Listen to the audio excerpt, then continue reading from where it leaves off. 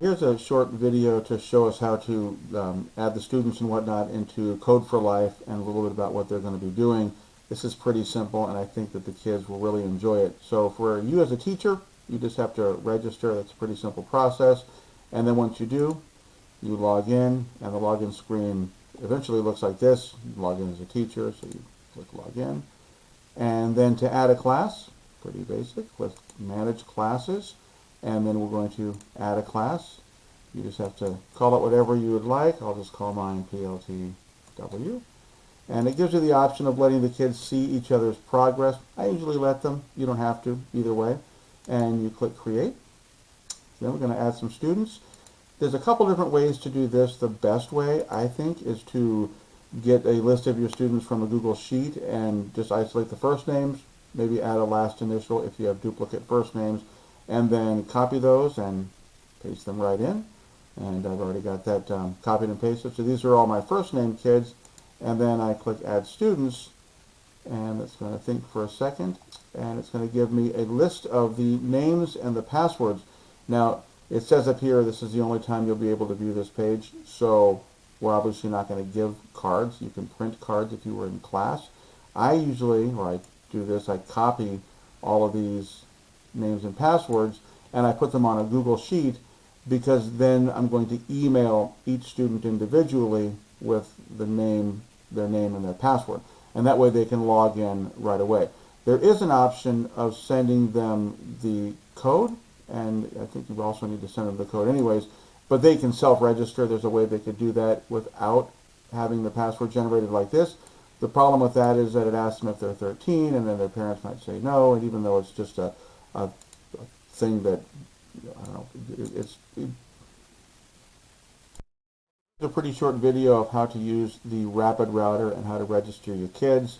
As a teacher, you just do the register now. It doesn't take any time to get that done. And then you're going to log into the system.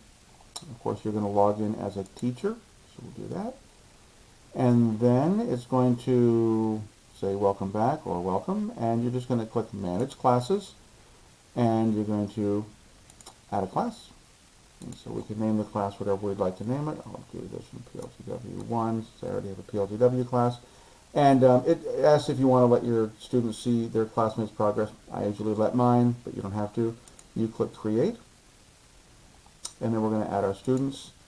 And I find that the best thing to do is to, from a Google Sheet, get the first names of all the kids and a last initial for some if they need it, if there's some duplicate first names, and then just copy and paste that into here. And this way, when they see each other's names, they're not going to have identifiable information necessarily. We can show the first names of the kids and maybe a last initial, but you wouldn't be showing first and last names, or of course any ID numbers or anything like that. And you click Add Students, and this is going to generate the class, and it's going to give passwords and the student names. And this is the only somewhat laborious part. I copy the kids' names, put them into a sheet, and then I email each kid their own name and password with a link to log in. And that's really seamless. It's really easy for them to do, and they won't have any problem with that. So just take a few minutes to get that done, but it's worth it for these kids. Also, it's important to note that if you get out of this page without copying and pasting these, you won't have the option of getting back to these passwords. However, you can just change the kids' passwords. It's very basic how this system works, and it's really easy for the kids, and they'll find that it's fun.